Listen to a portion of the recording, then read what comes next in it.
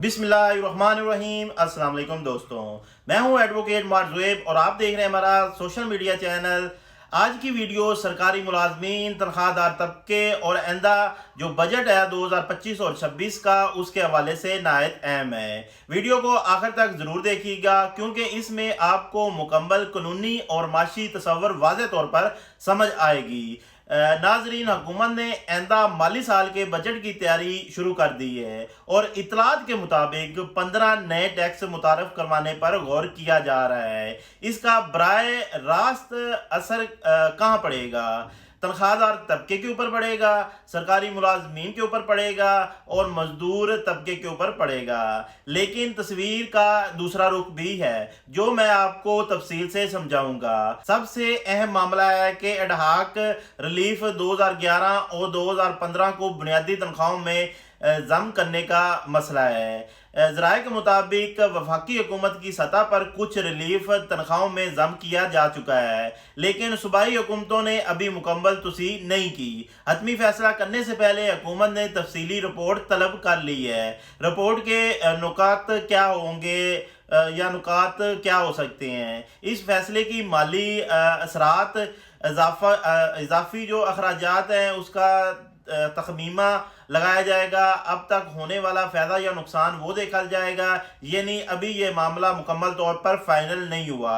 अब आते हैं असली सवाल की तरफ, क्या सरकारी मुलाजमीन की तनख्वाहों और पेंशन में इजाफा होगा? मीडिया रिपोर्ट के मुताबिक हुकूमत एक मुतबादिल रास्ते पर गौर कर रही है।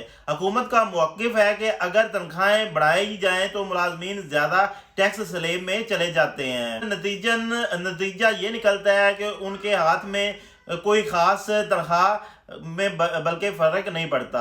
लिहाजा तजवीज़ ये ज़ेर गौर है कि इनकम टैक्स की शरह कम की जाए, टैक्स स्लैब में नरमी दी जाए, लेकिन बुनियादी तनख्वाहों में इजाफा ना किया जाए। ये तमाम तजवीज़ अभी हतमी नहीं है। हुकूमत की टीम की मुज़ाकरात इंटरनेशनल मॉनेटरी फंड के वफाक के साथ। याद रखिए, हतमी फैसला IMF के मुज़ाकरात के बाद ही होगा। गुज़श्ता साल का बोझ 170 अरब रुपए जो है वो बजट में लगाया गया था। तनख्वाहों और पेंशन में इजाफे से वफाकी हुकूमत पर 170 अरब रुपए का इजाफी बोझ पड़ा। हुकाम का कहना है कि अगर इसी रकम का कुछ हिस्सा टैक्स कम करने पर लगा दिया जाए तो तनख्वाहदार तबके को बराह रास्त रिलीफ मिल सकता है। रवां माली साल के पहले 9 माह में तनख्वाहदार तबके ने 425 अरब रुपए से ज़्यादा टैक्स अदा किया, जबकि रियल एस्टेट सेक्टर ने तकरीबन 200 अरब रुपया टैक्स दिया।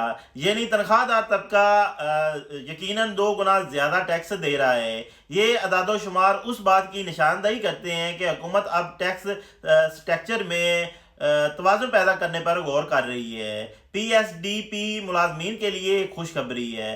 तो जो मुलाजमीन है पब्लिक सर्वेंट डेवलपमेंट प्रोग्राम के तहत तरक्याती मनसूबा पर काम कर रहे हैं, उनके लिए 20 से 25% तनख्वाहों में इजाफा मंजूर हो चुका है। ये इजाफा 1 जुलाई 2026 से लागू होगा और 35% इजाफा बरकरार रहेगा।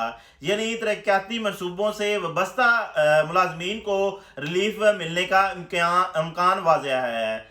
इतलात ये भी है कि पब्लिक सेक्टर डेवलपमेंट प्रोग्राम में कट लगाया जा सकता है, माली नज़्म व ज़ब्त को सख्त किया जाएगा, गैर ज़रूरी अखराजात कम किए जाएंगे। ये सब IMF शर्त से जुड़ा हुआ मामला है। बतौर वकील मेरा जो तजिया है, कानूनी और माशी नुक्ता नज़र से अगर देखा जाए तो हुकूमत बराह रास्त तनख्वाहें बढ़ाने की बजाय हुकूमत टैक्स रिलीफ देने की पॉलिसी अपना सकती है। लेकिन सवाल ये है, क्या महंगाई के मौजूदा हालात में सिर्फ टैक्स रिलीफ काफ़ी होगा या बुनियादी तनख्वाहों में इजाफा भी ज़रूरी है? ये एक पॉलिसी फैसला है जिसकी माशी और समाजी असरात दोनों होंगे। इसका एक मुख्तसर सा जो है वीडियो का मैं وہ آپ کو بتا دیتا ہوں۔ 15 نئے ٹیکس زیر غور ہیں۔ اڈہاک ریلیف کے انضمام پر رپورٹ طلب کی گئی ہے۔ تنخواہوں میں اضافے کا امکان کم ہے۔ ٹیکس ریلیف کی تجویز زیر غور ہے۔ IMF مذاکرات کے بعد حتمی فیصلہ ہوگا۔